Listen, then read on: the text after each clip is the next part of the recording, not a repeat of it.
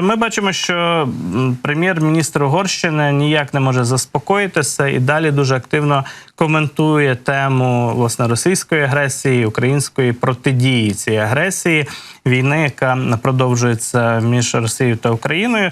І от каже Орбан, що буде Угорщина ініціювати всіляко заснування і розвиток такої собі коаліції миру у Європарламенті, загалом на теренах Європейського Союзу, оскільки угорські громадяни гинуть на фронтах українських. Отже, знову ж таки, як перекласти, скажімо так, не мовою маніпуляції пропаганди цю заяву угорського прем'єр-міністра, що він має на увазі і чому, власне, такі заяви робить?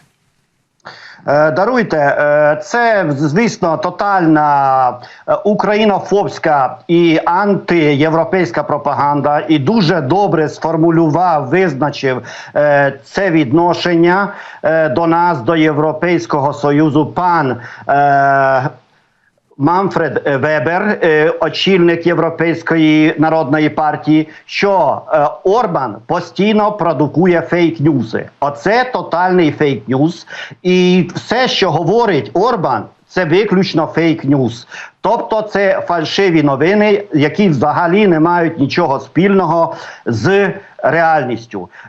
І хочу відмітити, що не Угорщина, а орбанівська влада, сам Орбан і його приспішники є єдиними представниками рашизму в Європі та в цілому Європейському Союзі. Про інших керівників нічого подібного сказати ми не можемо. Тобто, даруйте, Орбан – це рашистський проксі. І стосовно того, що він там говорить, що гинуть громадяни Угорщини, там угорці, він взагалі або не знає, які країни входять до Європейського Союзу, або не знає національного складу України. Тому що я повідомляю Орбану, якщо він слухає, що в Україні проживають не тільки угорці. В Україні проживають і поляки, в Україні проживають і болгари. В Україні проживають і румуни, які активно воюють за Україну, тому що, як і угорці в Україні, є громадянами України. І хватить маніпулювати, використовувати угорську національну меншину, даруйте, що знову ж так скажу, в своїх негідних орбаністських цілях. І це, до речі, дуже прикро мені, як угорцю, і всім українським угорцям, тому що це ще раз говорить про те, що угорська влада уже черговий раз, як під час Першої світової війни, так і під час Другої світової війни, зайняла сторону зла. Зайняла, яка в кінці кінців призвела цю владу до тотального занепаду, до поразки. Тому тут, на жаль, нічого дивного немає. Орбан продовжує свою рашистську політику, яка взагалі не має нічого спільного з європейськими гуманними цілями та взагалі загальнолюдськими. Тіборе, я, власне, хочу доповнити вашу відповідь, тому що на свої власні очі бачив, наприклад, біля консульства Республіки Польща у Львові цілу галерею наших героїв, їхні портрети, які є українськими громадянами чи були українськими громадянами польського походження, так і загинули за свободу України, за свободу всієї Європи у боротьбі проти російської агресії. Тому справді не тільки угорці з походження, але й українці іншого, скажімо так, етнічного походження, іншого коріння, так само воюють за нас усіх, воюють у силах оборони України. Ну і я вже не кажу про, або варто сказати зараз про добровольців з різних країн Європи, які от є громадянами чи то Польщі, чи то Угорщини, чи то Словаччини, скандинавських країн, багатьох, Франції, які теж приєдналися і до Міжнародного легіону українського і воюють на фронті. Серед них, на жаль, теж є втрати депутати серед Міжнародного легіону. І, власне, Орбан дуже, скажімо так, ницо маніпулює цим питанням для того, аби проштовхувати російські інтереси, аби згодовувати зараз в цьому випадку італійській аудиторії, бо інтерв'ю було для італійської газети, от всю цю свою брехню і фейк-ньюс, як ви слушно зауважили. Я також хотів би вас запитати, яка зараз на теперішній момент позиція Угорщини стосовно участі у саміті миру в Швейцарії. Кілька днів тому ми на початку тижня почули нібито від Петера Сіярто, голови МЗС Угорщини, про те, що уряд Угорщини все ще вагається брати участь, не брати участь у цьому саміті.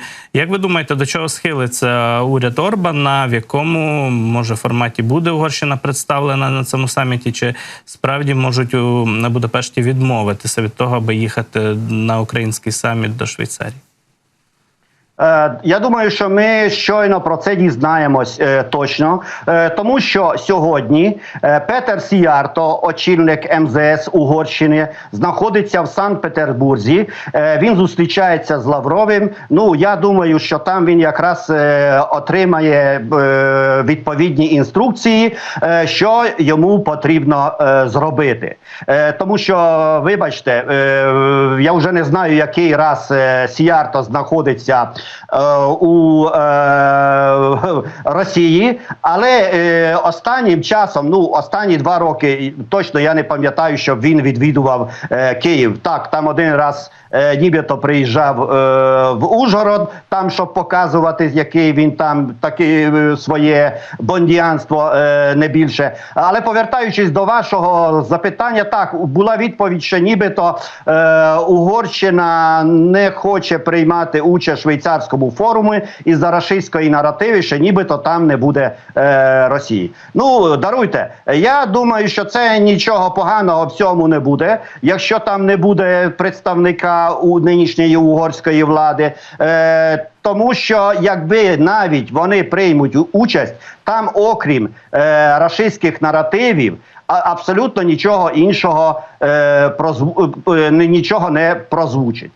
Тому я думаю, що до цього нам просто не варто із-за того втрачати якісь і мати якісь сподівання, тому що поки є Орбан при угорській владі, даруйте, оця політика буде продовжуватись. Знову ж таки, я говорю, це не я, і про це вже вся Європа говорить, що проти Орбана треба примінити 7 статтю і взагалі не дозволити, щоб він очолив Європейський Союз з 1 липня поточного року. І взагалі Манфред Вебер, той же самий, сказав, що так, ми готові співпрацювати з демократичною Угорщиною, але це не Орбан. І з Орбаном взагалі немає про що говорити.